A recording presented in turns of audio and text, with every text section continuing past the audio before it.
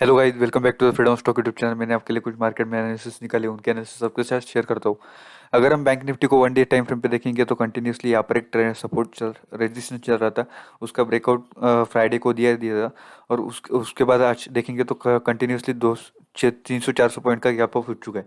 अगर हम कल जाके देखेंगे तो मार्केट में बुलिश मोमेंटम रह सकता है। अगर हम कल देखेंगे तो अगर कल जाके इस पॉइंट के नीचे जो है 38,250 अगर ब्रेक करता है तो मार्केट में बियरिश मोमेंटम आ सकता है, क्योंकि यहाँ पर कंटिन्यूसली मार्केट में सेल ऑफ आ सकता है। यहाँ से ब्रेकआउट देने के बाद, कंसोलिडेट होने के बाद ब्रेकआउट देते हैं तो सेल ऑफ आ सकता है फॉर अ टारगेट ऑफ इस पॉइंट तक जो है 37,750 और 38,000 फर्स्ट टारगेट रहेगा। सेकंड टारगेट रहेगा आपका नीचे की तरफ 37,700। अगर आप इसे ऊपर की तरफ देखेंगे तो उसके लिए हमें वन डे टाइम फ्रेम पे देखना पड़ेगा। वन डे टाइम फ्रेम पे के लिए आपको टारगेट रहेगा, अगर कल जाके इसका स्विंग है 650, अगर 650 750 अगर ब्रेक करता है मार्केट, तो यहाँ पर एक कंटिन्यूसली एक ट्रेंड लाइन चल रही है मार्केट में, सॉरी रेजिस्टेंस चल रहा है। तो इस पॉइंट तक मार्केट आने के लिए कोशिश कर सकता है। 200-300 पॉइंट का रेंज है, 39,000 के आसपास मार्केट आने की कोशिश कर सकते हैं। 39,200 के आसपास मार्केट में एक फिर से एक रेजिस्टेंस टेस्ट कर सकते हैं। 39,000 एक फर्स्ट टारगेट रहेगा। सेकंड टारगेट आपका रहेगा 39,200।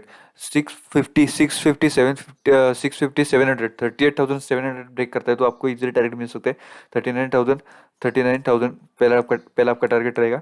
उसके बाद दूसरा टारगेट रहेगा 39,200। उसका सेकंड टारगेट रहेगा 39,200। ऐसा गैप अप और गैप डाउन हो चुका है, क्योंकि फंडामेंटली मार्केट में देखेंगे तो एचडीएफसी बैंक और एचडीएफसी के मर्ज होने के वजह से ऐसा हो रहा है। क्योंकि अगर हम देखेंगे तो बैंक निफ्टी में सबसे ज़्यादा वेटेज अगर किसी स्टॉक का है तो वो है एचडीएफसी बैंक का। और एचडीएफसी बैंक और एचडीएफसी का स्टॉक वेटेज अगर हम कैलकुलेट करेंगे तो रिलायंस से भी बढ़कर जाता है। इसी वजह से मार्केट आज कंटिन्यूसली ऊपर जा रहा है। अगर हम कल जाके निफ्टी के लिए एनालिसिस देखेंगे तो निफ्टी में भी यहाँ पर एक कंटिन्यूसली ट्रेंड लाइन चल रही थी। यहाँ पर सपोर्ट लेके मार्केट ने कप एंड हैंडल पैटर्न बना के फिर से पूरी मोमेंटम दे चुका है। अगर इसे हम निफ्टी को 15 मिनट टाइम फ्रेम पे देखेंगे तो निफ्टी को अगर 15 मिनट टाइम फ्रेम पे देखेंगे तो यहाँ पर कंटिन्यूसली मार्केट में एक रेजिस्टेंस बन रहा है। अगर कल जाके ये लेवल अगर ब्रेक करता है 18,050 अगर ब्रेक करता है तो आप इसमें शॉर्ट कर सकते हो फॉर टारगेट ऑफ इस पॉइंट तक टारगेट के लिए शॉर्ट कर सकते हो 18,500। 17,950 तक आप टारगेट अचीव कर सकते हो। अगर आप ऊपर की तरफ देखेंगे तो ऊपर की तरफ टारगेट अचीव कर सकते हो फॉर टारगेट ऑफ, उसके लिए आपको वन डे टाइम फ्रेम पे देखना पड़ेगा। वन डे टाइम फ्रेम के लिए आपके पास टारगेट रहेगा जो है इस पॉइंट तक। यहाँ पर एक मार्केट में मार्केट अभी रेजिस्टेंस के पास आ चुका है। देखेंगे तो यहाँ पर कंटिन्यूसली मार्केट में रेजिस्टेंस चल रहा है। अगर कल जाके 18,000 अगर क्रॉस करते हैं, 18,030 और 40 क्रॉस करते हैं तो आप इसमें बुलिश जा सकते हो फॉर अ टारगेट ऑफ इस पॉइंट तक जो है 18,400, सॉरी 400 300 18,300 350 के आसपास आपको टारगेट अचीव हो सकता है पूरे दिन। उसके बाद हम अगर स्टॉक देखेंगे तो पहला स्टॉक हम देखेंगे तो पहला स्टॉक हम देखेंगे रिलायंस। रिलायंस अगर हम देखेंगे तो 4 दिन से कंटिन्यूसली मार्केट में एक बुलिश एक रेंज में मार्केट फंस चुका है। अगर यहाँ पर देखेंगे तो इस पॉइंट तक 2630 के आसपास एक सपोर्ट है और रेजिस्टेंस है 2677 के आसपास एक रेजिस्टेंस है।